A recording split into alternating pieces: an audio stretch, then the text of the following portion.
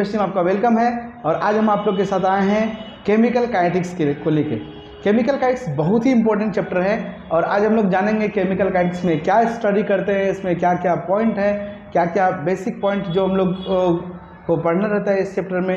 तो आज हम लोग जानेंगे इसके बारे में। तो सबसे फर्स्ट हम लोग देखते बच्चों, ट्वेल्थ का ये 4th चैप्टर है एनसीईआरटी के अकॉर्डिंग।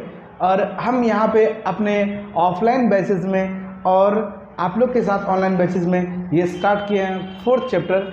और 4th चैप्टर बहुत ही इंपॉर्टेंट है केमिकल काइनेटिक्स। देखते हैं क्या क्या इसमें रहता है, क्या क्या पॉइंट मिलते हैं हमको। और बहुत ही मजा आने वाला बच्चों, बहुत ही मजा आने वाला ये चैप्टर के साथ, बहुत ही मजा आने वाला। क्यों? क्योंकि ये चैप्टर कॉम्बो पैक है। कॉम्बो पैक मीन्स इसमें आपको सब कुछ मिलेंगे। आपको जनरली मैथ्स भी मिलेंगे, आपको केमिस्ट्री का भी टॉपिक मिलेगा और आपको थोड़ा सा एंटरटेनिंग पॉइंट भी मिलेगा। तो आज हम लोग देखेंगे कि क्या क्या ये चैप्टर में है, आखिर ये चैप्टर इतना इम्पोर्टेंट क्यों है। और देखते हैं। सबसे फर्स्ट बच्चों टॉपिक है केमिकल काइनेटिक्स। तो केमिकल काइनेटिक्स को जानना है कि केमिकल काइनेटिक्स होता क्या है। तो सबसे पहले केमिकल और काइनेटिक्स का मतलब होता है मोशन, ठीक है। तो इसका मतलब होता है रासायनिक बल गतिकी, रासायनिक बल गतिकी, केमिकल काइनेटिक्स। एक्चुअल में इसका मीनिंग हो रहा है कि कोई भी केमिकल में जो मोशन हो रहा है, कोई भी केमिकल में जो मोशन होता है उसका स्टडी हम लोग करेंगे इस चैप्टर में। अब केमिकल में मोशन होगा तो मोशन होगा कैसे? जैसे अगर हम बाइक लेके निकले तो हमारे अंदर बाइक में मोशन होगा और निकले जैसे तो कुछ ना कुछ स्पीड से भी चलेगा। तो रिएक्शन किस स्पीड से हो रहा है, रिएक्शन किस स्पीड से रिएक्टेंट से प्रोडक्ट की और मूव हो रहा है, इस चीज़ का स्टडी कहलाता है केमिकल काइनेटिक्स, ठीक है। केमिकल काइनेटिक्स का मतलब होता है रिएक्शन में जो स्पीड है उसका स्टडी करना। तो डिफिनेशन है the branch of chemistry in which we study about reaction rate, in which we study about reaction rate, that is known as chemical kinetics. ये केमिस्ट्री का ऐसा ब्रांच है जिसमें हम लोग रिएक्शन रेट के बारे में स्टडी करते हैं कि रिएक्शन किस रेट से हो रहा है, रिएक्शन का रेट का स्टडी करना। अब रिएक्शन रेट होता क्या चीज़, रिएक्शन रेट किसको कह रहे हैं? तो रिएक्शन रेट का मतलब होता है, देखो बच्चों, जैसे अगर हम अपने अंदर रेट निकालें या हम कहीं मोशन में हैं और उसका रेट निकालेंगे तो मोशन में क्या होता है, जैसे एक पॉइंट से दूसरे पॉइंट की ओर हम मूव किए और इस मूव करने में लगा टाइम, तो ये हमारा इनिशियल पॉइंट है और ये हमारा फाइनल पॉइंट है। तो इनिशियल से फाइनल की ओर जाने के लिए जो टाइम टेकन हुआ इसका रेशियो कहलाता है रिएक्शन रेट। कोई भी इनिशियल पॉइंट से फाइनल पॉइंट तक मूव करने के लिए जो टाइम टेकन होता है, दोनों का रेशियो यानी कंसंट्रेशन यानी हमारा स्टेट में चेंज होना और उस स्टेट में चेंज होने में लगा समय को ही हम लोग क्या बोलते हैं, रिएक्शन रेट बोलते हैं। जैसे रिएक्शन रेट क्या होता है, the change in molar concentration of the species involve in the reaction per unit time, that is known as reaction rate. जैसे कोई रिएक्शन है, ए गिव्स पी माने, और ए से पी होने के लिए जो टाइम टेकन हुआ, अब ए का कंसंट्रेशन सपोज करते हैं इनिशियल कंसंट्रेशन इसका 0.53 है मोल पर लीटर, ठीक है। और ये 10 मिनट के बाद 10 मिनट जब हुआ रिएक्शन का, ये हो गया हमारा 0.21 मोल पर लीटर। तो बच्चों 0.53 से 0.21 आने में 10 मिनट लगा। 10 मिनट का मतलब होता है 0 से 10 मिनट का एक इंटरवल लगा और चेंज कितना हुआ 0.53 से 0.21। ये दोनों का चेंज का रेशियो जो होगा उसी को हम लोग बोलते हैं रिएक्शन रेट। जैसे रिएक्शन रेट क्या हो जाएगा इसके लिए, तो रिएक्शन रेट हो जाएगा फाइनल माइनस इनिशियल 0.21 और माइनस 0.53 अपॉन 10 माइनस 0, यही कहलाता हमारा इसका रिएक्शन रेट निकल जाएगा। इसका मतलब है कि इसका final concentration minus initial concentration upon final time minus initial time, यही कहलाता है, इसी का रेशियो क्या कहलाता है, रिएक्शन रेट कहलाता है। तो रिएक्शन रेट के लिए हमको क्या जानने के लिए मिला कि कंसंट्रेशन में चेंज होना टाइम के रिस्पेक्ट में वही क्या कहलाता है, रिएक्शन रेट कहलाता है। रिएक्शन रेट को स्मॉल आर से रिप्रेजेंट कर रहे हैं, रिएक्शन रेट को स्मॉल आर से रिप्रेजेंट करते हैं। अब अगर रिएक्शन रेट की बात करेंगे तो अकॉर्डिंग टू रिएक्शन रेट, अगर इसको डिफरेंशियल रेट इक्वेशन में कन्वर्ट करें, डिफरेंशिएशन के टर्म में लिखेंगे तो ये हो जाएगा R equals to D X upon D T, D X upon क्या हो जाएगा, डी टी, जहाँ पे x जो है बच्चों, x क्या है, x है कंसंट्रेशन और t क्या है, तो टाइम है, D X upon D T, जो कि क्या शो करता है, reaction rate R equals to D X upon D T.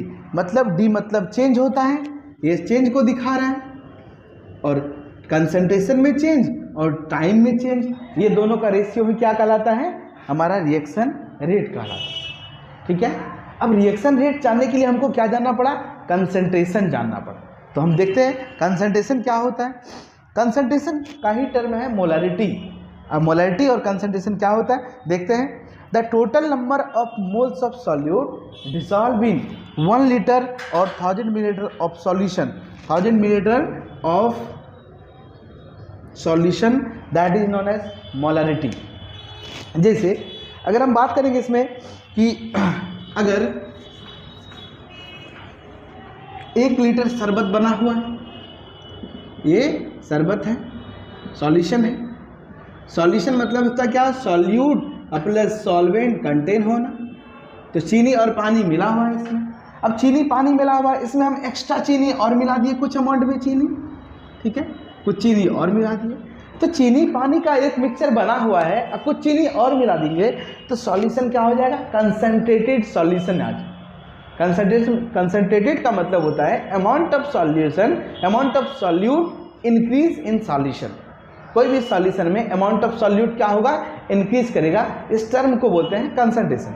और इसी टर्म को बोलते हैं, अगर 1 लीटर 1000 मिलीलीटर के लिए बात करेंगे तो इसी टर्म को बोलते हैं मोलारिटी, जिसको कैपिटल M से रिप्रेजेंट करते हैं और कंसंट्रेशन के लिए C से रिप्रेजेंट करते हैं।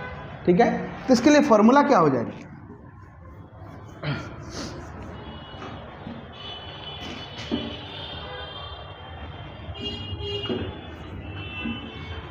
कंसंट्रेशन मीन्स मोलारिटी को कैपिटल M से रिप्रेजेंट कर रहे हैं। कैपिटल M का फॉर्मूला क्या हो जाएगा, तो by the definition moles of solute, moles of solute upon volume of solution, volume of solution in litre, moles of solute upon volume of solution in litre, इसी को क्या बोलते हैं, मोलारिटी बोलते हैं। ठीक है, इसी टर्म को कंसंट्रेशन भी बोलते हैं, जिसको C से रिप्रेजेंट कर रहे हैं। ठीक है, यहाँ से हमको एक छोटा सा इंफॉर्मेशन क्या मिला बच्चों, कि मोलारिटी और कंसंट्रेशन क्या होता है। क्यों, क्योंकि रेट ऑफ रिएक्शन जानने के लिए हमको सबसे इम्पोर्टेंट चीज़ ये जानना पड़ रहा है कि कंसंट्रेशन क्या होता है, कंसंट्रेशन क्या होता है। जैसे अगर हम कंसंट्रेशन की बात करेंगे तो सबसे पहले कंसंट्रेशन का यूनिट को फाइंड करना पड़ेगा, क्योंकि अगर हमको रिएक्शन रेट का यूनिट निकालना है तो हमको कंसंट्रेशन का भी यूनिट फाइंड करना पड़ेगा। जैसे अगर हम कंसंट्रेशन का यूनिट देखेंगे, कंसंट्रेशन का यूनिट देखेंगे, फॉर्मूला होता है इसका mole of solute by volume of solution in litre. तो अगर C का यूनिट निकालना है तो मोल का यूनिट मोल हो जाएगा, वॉल्यूम का यूनिट लीटर, तो ये मोल पर लीटर हो जाएगा। कंसंट्रेशन का यूनिट क्या हो गया, मोल पर लीटर। अब रिएक्शन रेट का यूनिट क्या होगा, रिएक्शन रेट का यूनिट हो जाएगा, रिएक्शन रेट क्या होता है, तो change in concentration, change in concentration upon change in time, change in time. तो कंसंट्रेशन का चेंज कंसंट्रेशन में होगा और टाइम का चेंज टाइम में होगा।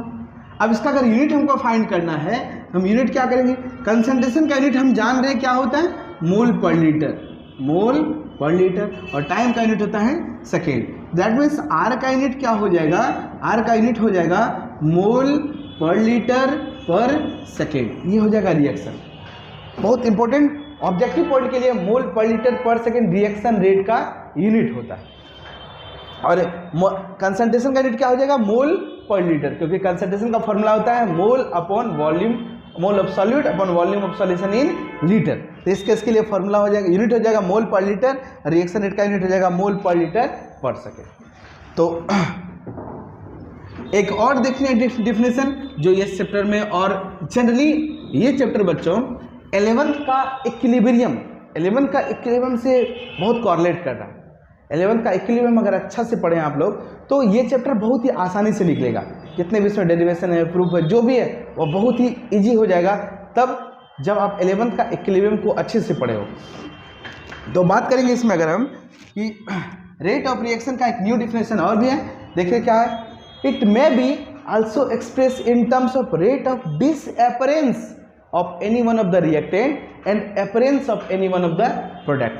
किसी भी केमिकल रिएक्शन में अगर हम बात करेंगे, किसी भी केमिकल रिएक्शन में, जैसे यहाँ पे ग्राफ ड्रॉ किया हुआ है, किसी केमिकल रिएक्शन में अगर बात करेंगे तो होता क्या है, तो एक्चुअल में प्रोडक्ट रिएक्टेंट जो है वो रिएक्टेंट का डिक्रीज होना और प्रोडक्ट का इंक्रीज होना, इसी का जो टर्म है, यही टर्म जो है यही रिएक्शन रेट को दिखाता है। It may be also express in terms of rate of disappearance of any one of the reactant and appearance of any one of the product. Reactant का डिसअपीयर होना और प्रोडक्ट का अपीयर होना, इसी को बोलते हैं हम लोग रिएक्शन रेट, जिसको स्मॉल r से रिप्रेजेंट करते हैं, जिसका यूनिट होता है मोल पर लीटर पर सेकेंड। ठीक है बच्चों, देखते हैं इसमें अगला टर्म क्या है, तो कॉपी कर लें।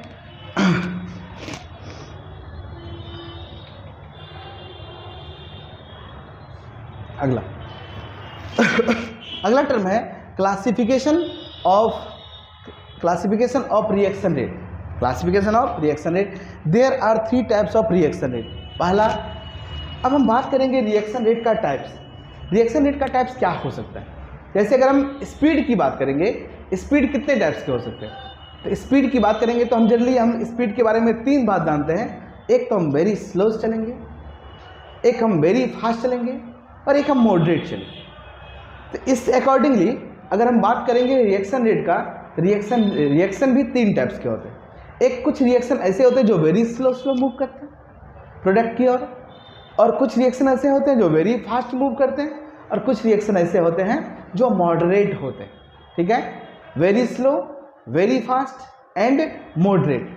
ठीक है, तो वेरी स्लो, वेरी फास्ट और मॉडरेट रिएक्शन होता क्या है, देखो बच्चों, अगर हम निकले कहीं जाने के लिए, किसी एक इनिशियल पॉइंट से फाइनल पॉइंट की ओर हमको जाना है, मूव करना है, तो हम 3 तरीके से जा सकते हैं। वेरी स्लो जाएंगे तो टाइम ज़्यादा लगेगा, वेरी फास्ट जाएंगे तो टाइम कम लगेगा, और मॉडरेट जाएंगे तो ना तो वो नाइदर वेरी स्लो होगा नॉर वेरी फास्ट होगा। दैट मीन्स अगर हम वेरी स्लो जाते हैं तो टाइम ज़्यादा टेकन होता है। तो टाइम के अकॉर्डिंग हम इसको डिफिनेशन देते हैं, क्या होता है, वेरी फास्ट रिएक्शन है, very fast reaction the reaction which take place in instantaneously. ऐसा रिएक्शन जो किसी क्षण में इंस्टेंटेनियसली हो जाए। वेरी फास्ट है, किसी क्षण में हो जाए, किसी पार्टिकुलर टाइम पे हो जाए, उसको क्या बोलेंगे हम लोग, वेरी फास्ट रिएक्शन बोलेंगे। वेरी फास्ट रिएक्शन क्या होता है, the reaction which take place in instantaneously, या फिर the reaction which occur in very small time, that is known as very fast reaction. Very fast reaction क्या होता है, ऐसा reaction, the reaction which occur in very small time, बहुत ही small time में अगर कोई रिएक्शन प्रोसीड हो रहा है, इसका मतलब वो वेरी फास्ट रिएक्शन है। जैसे एग्जाम्पल की बात करेंगे, अगर हम एग्जाम्पल है इसका बच्चों, AgNO3 को अगर सोडियम, सिल्वर नाइट्रेट को अगर हम सोडियम क्लोराइड में मिक्स करेंगे, यह वेरी फास्ट रिएक्शन से सिल्वर क्लोराइड का फॉर्मेशन करेगा। या फिर बेस को, सोडियम हाइड्रोक्साइड को अगर एसिड HCl के साथ मिक्स करेंगे, ये साल्ट का फॉर्मेशन करेगा, ये वेरी फास्ट रिएक्शन है। इसी तरीके से वेरी स्लो रिएक्शन क्या, अगर वेरी स्लो की बात करेंगे तो उसमें टाइम क्या होगा, टाइम वेरी स्लो है तो टाइम ऑब्वियसली है कि ज़्यादा लगेगा। तो the reaction which take place in slowly, the reaction which take place in slowly, धीरे धीरे होगा। ऐसा रिएक्शन जो प्रोडक्ट की ओर, यानी रेट ऑफ रिएक्टेंट में डिसअपीयरेंस जो होगा और प्रोडक्ट का जो अपीयरेंस होगा वह स्लोली होगा, यानी धीरे धीरे रिएक्टेंट टूटेगा और धीरे धीरे प्रोडक्ट का फॉर्मेशन होगा। तो इसी को हम क्या बोलेंगे, वेरी स्लो रिएक्शन बोलेंगे। The reaction which occur in very large time, ये रिएक्शन होने में बहुत लंबा समय लगता है, that is known as very slow reaction. बच्चों कोई डिफिनेशन याद नहीं करना, याद करना ही नहीं, क्योंकि ये सब याद करने का चीज़ ही नहीं है। आप एक बार पढ़ो और इस चीज़ को रिवीजन दो, बस रिवीजन देते रहो। दिमाग में हमको सिर्फ ये चीज़ को डाल देना है कि हम जो पढ़ रहे हैं वह बिल्कुल ईजी है, बहुत ही आसान है, और बहुत ही आसान लैंग्वेज का इस्तेमाल किया गया है आप लोग को देखते हुए। तो बहुत ही आसान लैंग्वेज है, बहुत आसानी से इसको हम लोग अचीव भी कर सकते हैं, और बहुत ही आसान है ये सारा टॉपिक, बहुत ही आसान है केमिस्ट्री। बस हमको थोड़ा सा मेहनत करना पड़ता है। तो हमारा स्लोगन भी है कि बड़े बदलाव के लिए मेहनत भी बड़ी करनी पड़ती है। तो अगर बदलाव बड़ा चाहिए तो मेहनत भी बड़ी ही करनी पड़ेगी। तो थोड़ा सा मेहनत तो करना ही पड़ेगा, इसके लिए रिवीजन देते रहे 7-7 दिन पे। और यहाँ पे जो क्लासेस चल रहे हैं तो उसमें आप लोग को हर सैटरडे टेस्ट सीरीज को भी अब धीरे धीरे हम लोग अपग्रेड कर रहे हैं। हर सैटरडे टेस्ट सीरीज में शामिल होना है। जो बच्चे कंटिन्यूसली पढ़ रहे हैं, हमारे ऑनलाइन बैचेस को ज्वाइन कर रहे हैं, जो ऑनलाइन जो यूट्यूब से देख रहे हैं हमारे वीडियो को, वो सारे बच्चों को हर सैटरडे अपने कमेंट बॉक्स में लिख के आप लोग के लिए हर सैटरडे टेस्ट सीरीज का और डेली प्रैक्टिस प्रॉब्लम का भी व्यवस्था किया जाएगा धीरे धीरे। ठीक है, सारी अवेलेबिलिटी होगी, धीरे धीरे होगी। वेरी स्लो रिएक्शन क्या हो रहा है? ऐसा रिएक्शन जो वेरी लार्ज टाइम में टेकन हो। ठीक है, फॉर एग्जाम्पल अगर बात करेंगे तो rusting of iron, rusting of iron, लोहे में जंग लगना अगर हम बात करेंगे तो वह बहुत ही लार्ज टाइम टेकन रिएक्शन है। रस्टिंग ऑफ आयरन जो है वो बहुत ही लार्ज टाइम टेकन रिएक्शन है। जैसे आयरन में अगर रस्ट होता है तो आयरन में रस्ट क्यों होता है, जंग क्यों लगता है? तो आयरन में जब ऑक्सीजन के मॉलिक्यूल्स और मॉइस्चराइजेशन और इम्प्योरिटी आपस में रिएक्ट करते हैं तो वह क्या फॉर्मेशन करता है? रस्ट का फॉर्मेशन करता है, जंग का फॉर्मेशन करता है। हम लोग देखेंगे धीरे धीरे कि क्या होता है रस्टिंग ऑफ आयरन, क्या होता है आयरन एक्सट्रैक्शन कैसे होता है, आयरन का प्यूरिफिकेशन क्या होता है, रस्टिंग होने से क्या होता है, सारी बातों को देखेंगे धीरे धीरे आगे के लेक्चर में। बट अभी हम लोग ये जान रहे हैं कि रस्टिंग ऑफ आयरन, लोहे में जंग लगना बहुत ही स्लो प्रोसेस, ये फास्ट नहीं हो सकता। ठीक है, ऐसा नहीं होगा कि हम आज आयरन लाएं, लोहा खरीद के लाएं और उसमें एक दिन के बाद जंग लग जाएगा। बहुत ही लार्ज टाइम टेकन रिएक्शन। तो लार्ज टाइम टेकन रिएक्शन इसको क्या बोलेंगे? जिसमें टाइम टेकन ज़्यादा होता है। तो यहाँ तो रिएक्शन हो रहा है बट वेरी स्लो प्रोसीजर्स, इसलिए क्या हो गया? Very slow reaction. अगला इसका एग्जाम्पल है फॉर्मेशन ऑफ डायमंड, डायमंड का फॉर्मेशन होना, ये भी वेरी स्लो रिएक्शन है। और तीसरा रिएक्शन है हमारा मॉडरेट रिएक्शन। मॉडरेट रिएक्शन क्या होता है बच्चों? ऐसा रिएक्शन जो नीदर स्लो नोर फास्ट, ना तो वेरी स्लो हो ना तो वेरी फास्ट हो, एक पार्टिकुलर एक फिक्स टाइम टेकन हो, उसमें कुछ टाइम इंटरवल लगता हो, उसी को हम लोग क्या बोलते हैं? मॉडरेट रिएक्शन बोलते हैं। मॉडरेट रिएक्शन क्या होता है? ऐसा रिएक्शन जो ये दिखाता है ना तो वेरी स्लो ना तो वेरी फास्ट, उसी को क्या बोलते हैं? Moderate reaction. जैसे हाइड्रोलाइसिस ऑफ इथाइल एसीटेट यानी स्टर, हाइड्रोलाइसिस ऑफ स्टर का होना, ये क्या कहलाता है? Moderate reaction. अगर हम स्टर को वाटर में डाल देंगे ये एसिड और अल्कोहल का फॉर्मेशन करेगा। ठीक है, दैट मीन्स इथाइल एसीटेट को वाटर में अगर मिलाएंगे ये एसिटिक एसिड और अल्कोहल का फॉर्मेशन करेगा। ये रिएक्शन जो है, ये रिएक्शन क्या कहलाता है? Moderate reaction. इसमें ना तो वेरी स्लो है ना तो वेरी फास्ट है, दैट मीन्स ये मॉडरेट रिएक्शन। अगला है hydrolysis of sucrose.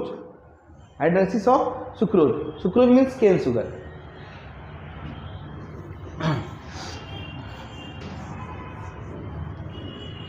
Sucrose means cane sugar. अगर हम शुगर को चीनी को पानी में डालेंगे तो ये नाइदर वेरी स्लो है नॉट वेरी फास्ट है। ठीक है, ये मॉडरेट रिएक्शन है। तो इस क्या हो जाएगा? अगर हम चीनी यानी शुगर को अगर हम वाटर में डिजोल्व करते हैं, ये ग्लूकोज एंड फ्रुक्टोज का फॉर्मेशन करता है और दोनों का मॉलिक्यूलर फॉर्मूला सेम है, C6H12O6 एंड C6H12O6। ये आपका 12th का बायोमॉलिक्यूल्स एक चैप्टर है, उसमें हमको जानना है glucose, fructose, galactose, lactose, maltose, इस टाइप के जितने भी डेरिवेटिव हैं सारे के बारे में जानेंगे।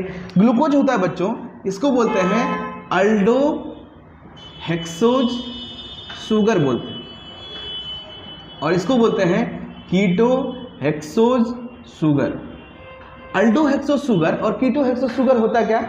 तो जिसमें अल्डिहाइड कंटेनिंग है वो अल्डोहेक्सोस शुगर, जिसमें कीटोन कंटेनिंग है वो कीटोहेक्सोस शुगर। हम लोग इसका सारा स्टेटमेंट देखेंगे, जितने भी इसका जितना भी स्ट्रक्चर है, मॉलिक्यूलर फॉर्मूला, कैसे कैसे फॉर्मेशन होता है, सारा देखेंगे, बट बायोमॉलिक्यूल्स में देखेंगे। यहाँ पे छोटा सा एग्जांपल था कि शुगर को अगर वाटर में डिजोल्व करते हैं, हाइड्रोलाइसिस ऑफ शुगर करते हैं, तो वो ग्लूकोज और फ्रुक्टोज में डिसोसिएट होता है, और ये रिएक्शन जो है मॉडरेट रिएक्शन। बट अभी जो हम क्लासिफिकेशन किए वह टाइम और स्पीड के बेसिस पे। अब जो हमारा क्लासिफिकेशन है रिएक्शन रेट का, वह क्लासिफिकेशन है किसके बेसिस पे? तो मेजरमेंट के बेसिस पे।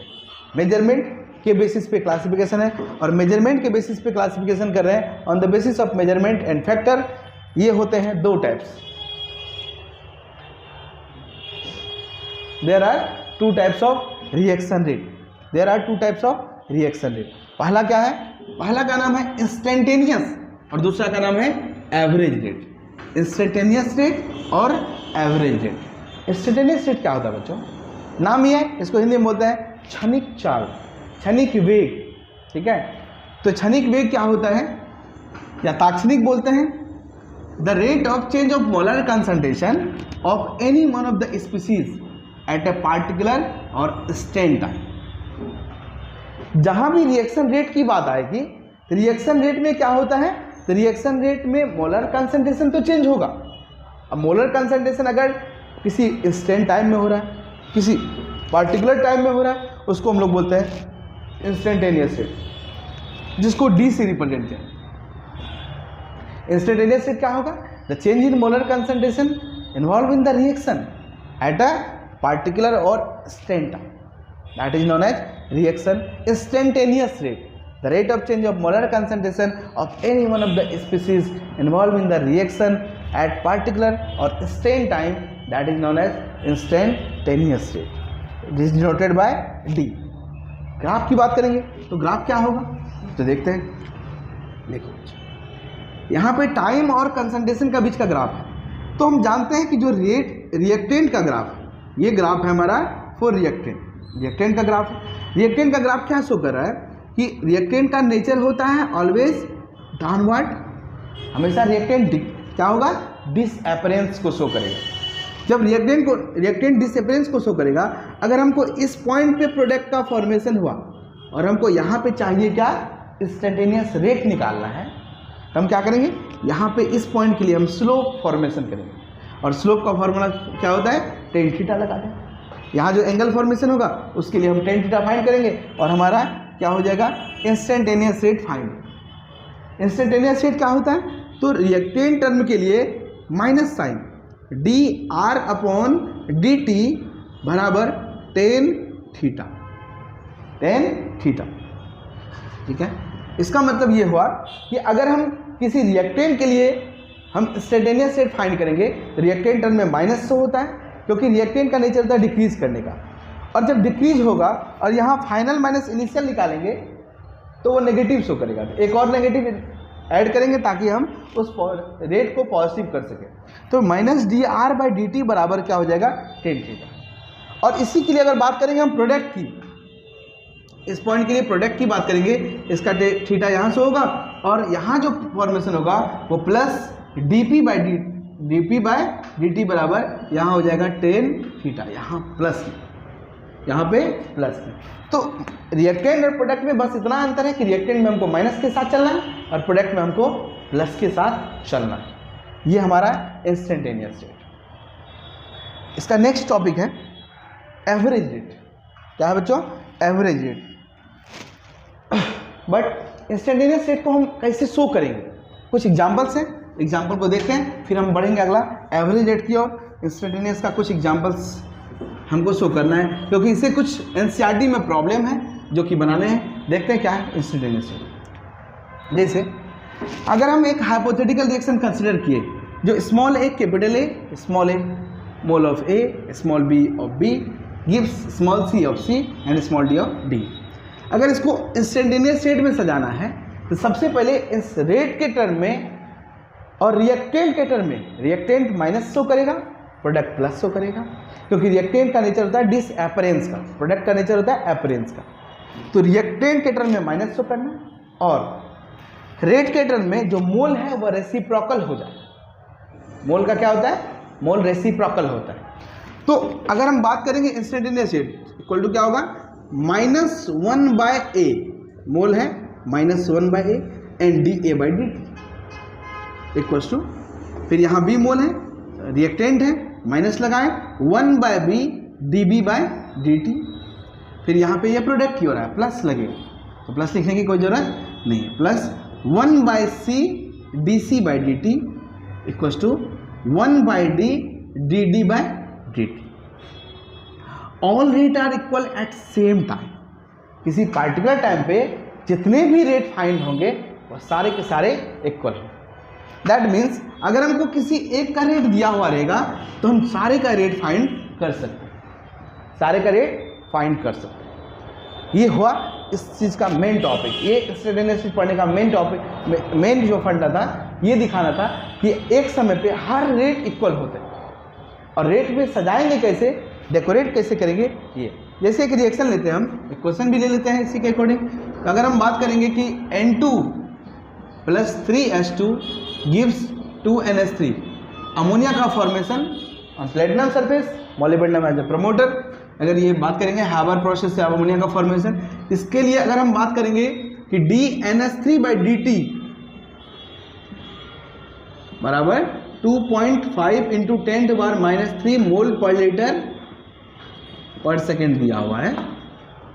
दैट मीन्स अमोनिया का फॉर्मेशन दिया हुआ है और सवाल है कि find the rate of decomposition या rate of disappearance of N2 and H2।